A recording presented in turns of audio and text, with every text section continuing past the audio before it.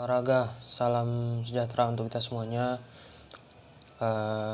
Hari ini saya mau bahas tentang pertandingan Madrid kemarin. Sebagaimana yang telah kita tahu, Madrid kalah lawan Cadiz di kandang sendiri Alfredo Di Stefano. Jadi hari ini kita mau bahas pertandingan tersebut dari babak pertama dulu ya. Di babak pertama Madrid memulai tempo dengan lambat. Mereka baru menit kedua aja udah diserang sama Cadiz. Untunglah ada penyelamatan yang sangat luar biasa dari Ramos sehingga gawang Madrid masih aman. Dan juga Madrid kan mainnya terlalu monoton ya. Mereka tuh cuman ngandelin crossing dari sisi sayap. Dari sayap kiri sendiri fullbacknya yang dimainkan tuh Marcelo, sedangkan yang di kanan itu kan Nacho. Kalau yang di kiri Marcelo nih punya beberapa kekurangan ya. Dia nih pemain yang overlappingnya bagus, tapi dia ketika bertahan dia keteteran.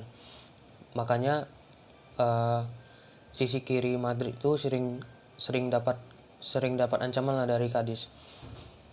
Lalu duet back tengah Ramos sama Varane pun nggak terlalu padu ya. Kita lihat bahwasanya mereka banyak bikin kesalahan. Lalu untuk kanannya Nacho ini beda dengan Carvajal. Ketika dia bertahan dia bagus, dan ketika overlapping dia atau maju ke depan untuk membantu penyerangan dia sedikit keteteran. Lalu untuk di tengahnya Casemiro kan nggak dimainkan. Yang dimainkan tuh Isco, Modric sama Kroos. Kalau Kroos sih ya kita semua tahu kan dia memang bagus setiap match. Tapi kali ini dia nggak nampak sama sekali. Umpan-umpannya sering salah, akurasi passingnya selalu nggak akurat lah. Banyak salah-salah umpan dari Kroos yang membuat serangan yang dibangun sama Madrid itu sia-sia jadinya. Lalu Isco ini kan beberapa musim terakhir mengalami penurunan performa ya. Kita mengakui bahwasannya Isco ini kan merupakan salah satu gelandang terbaik lah, meskipun dia bukan kayak Modric yang dapat Ballon d'Or kan. Tapi keputusan Zidane untuk mainkan dia nih sedikit terbilang berani. Kenapa? Karena yang saya pikir yang bermain tadi malam itu Valverde dari awal. Ternyata Valverde malah dimasukkan di babak kedua. Isco pun nggak bisa memberikan kontribusi apa-apa. Dia cuma sekedar gocek langsung dapat bola sama lawan. Di posisi penyerang Benzema, Vinicius sama Lucas Vazquez. Nah inilah yang paling kontroversial. Kenapa Zidane mainkan Lucas Vazquez? Kenapa nggak Asensio? Atau kenapa nggak Rodrigo? Nah inilah yang membuat saya tuh nggak habis pikir ya. Kenapa Madrid Zidane berani mainkan Lucas Vazquez? Padahal kita tahu pemain ini kan performanya angin-anginan. Kita akui kali memang bahwasanya dia nggak terlalu banyak lah pertandingannya buat Madrid musim lalu. Dan dia juga dibekap cedera. Jadi tadi malam itu memang saya rasa memang Madrid itu sangat layak kalah, karena dari sisi penyerangan mungkin dari sisi ball position mereka menguasai, tapi dari efektivitas memang Cadiz sangat layak. Banyak yang bilang Cadiz parkir bis. Ya kalau saya melihat sih Cadiz ini memang tim yang parkir bis juga ya mainnya. Mereka tuh menempatkan 8 atau 9 orang loh di depan. Itu juga yang menyulitkan pemain Madrid untuk membuat peluang, meng-create peluang. Karena mereka tahu Madrid itu tuh bakal main dengan possession ball dan juga bakalan ngandelin crossing. Harapan saya sih sebenarnya sama Madrid kedepannya memang gak muluk-muluk ya. Gak harus pemain-pemain yang main kemarin itu dicadangkan semua, enggak. Tapi mereka memang harus punya efektivitas lah dalam meng-create peluang. Harus bisa membuat peluang itu menjadi gol. Seenggak kalau misalnya peluang itu nggak jadi gol, peluang itu bisa on target ya. Kalau peluang itu didapatkan tetapi tidak menjadi gol, malahan off target, ya apa gunanya?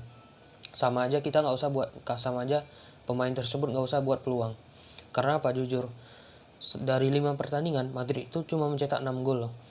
Itu betapa parahnya lini depan Madrid. Benzema pun baru mencetak 1 gol. Luka Jovic belum mencetak gol sama sekali. Malahan Vinicius, top skor Madrid yang sekarang udah nyetak 2 gol kan. Nah, inilah yang saya rasa harus jadi PR Zidane juga. Karena mereka kedepannya ini kan jadwal padat, apalagi Rabu ini lawan Shakhtar Donetsk,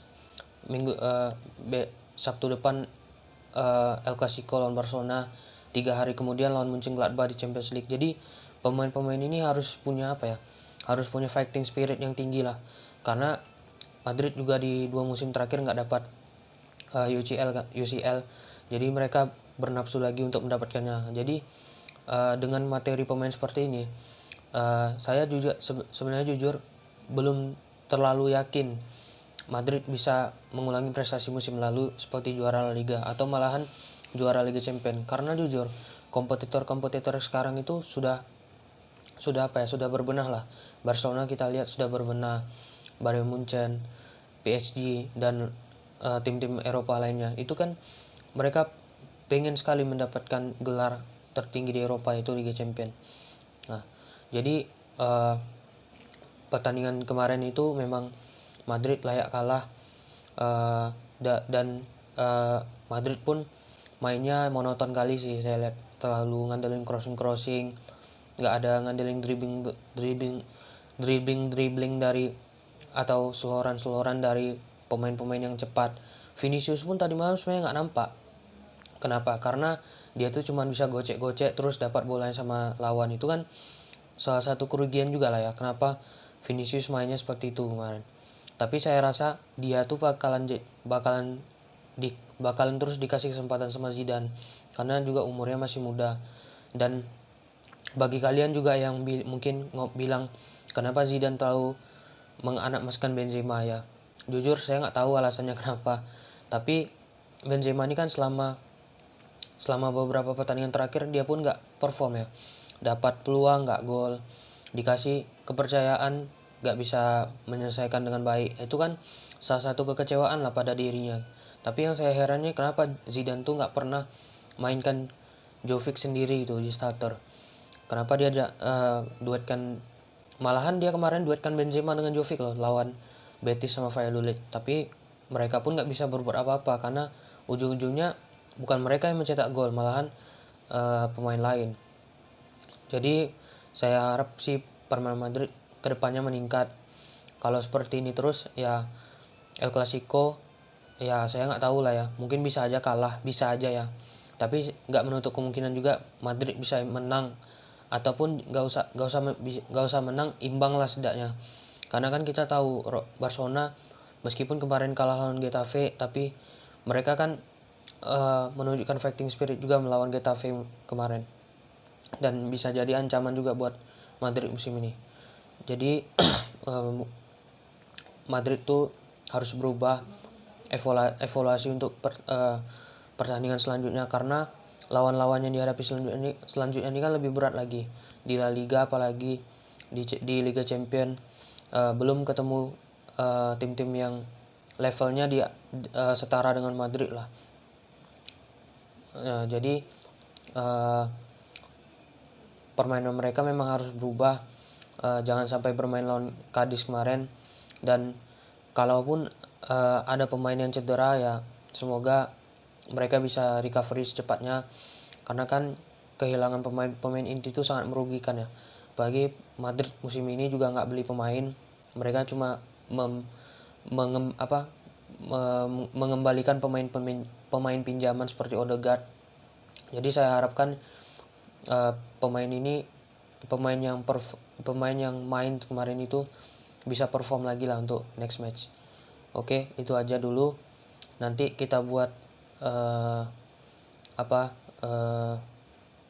previewnya antara Madrid lawan Shakhtar, sama Bayern Munchen sama Atletico. Oke, di Champions League. See you in the next video ya.